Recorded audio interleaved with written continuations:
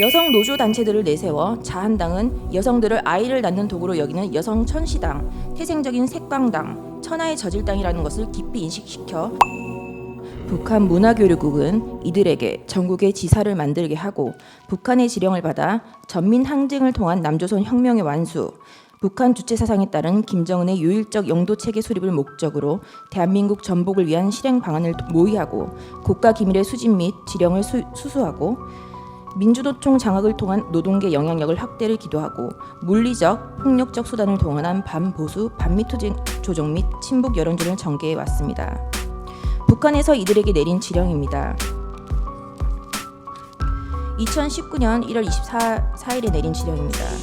기아차 화성공장과 광주공장을 장악하라. 주요 통치기관들과 화성지역의 공관련 실태를 장악하고 청와대를 비롯한 주요 통치기관들에 대한 송전선망 체계 자료를 입수하라.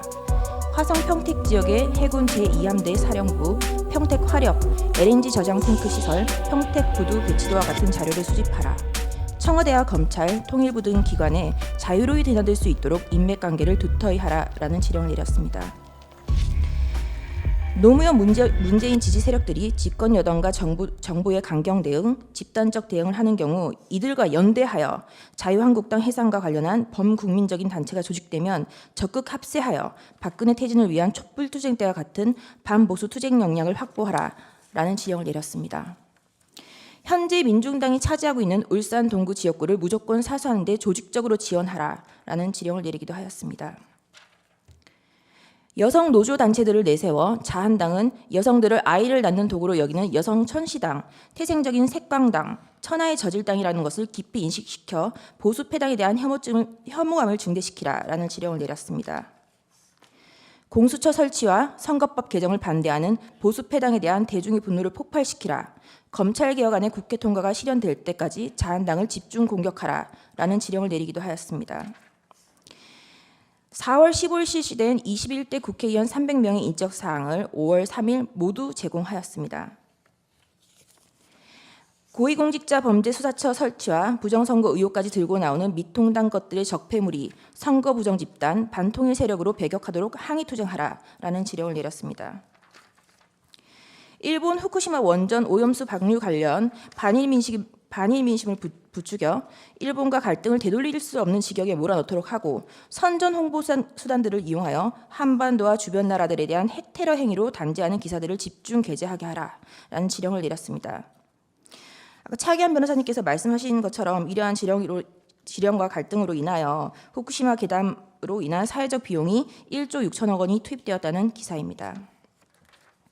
도쿄올림픽 경기대회 참가 거부, 일본 수산물 전면 수입 금지, 일본 상품 불매 운동 등과 같은 대일 강경 입장을 취하게 하라라는 지령을 내렸습니다. 385쪽입니다. 국가보안법 폐지를 요구하는 청원운동 10만 명이 달성되었습니다. 이에 대한 동의는 간첩 지령에 의한 성과라고 칭송하고 있습니다.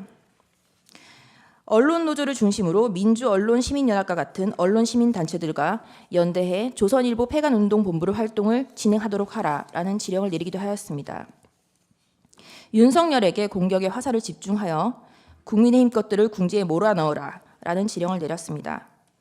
윤석열이 당선되어 친미 사대적이고 반민중적이며 반통일적인 보수정권이 들어섰다. 집권 초기부터 윤석열 패거리들에 대한 실천투쟁을 공세적으로 조직 전개하라라는 지령을 내렸습니다.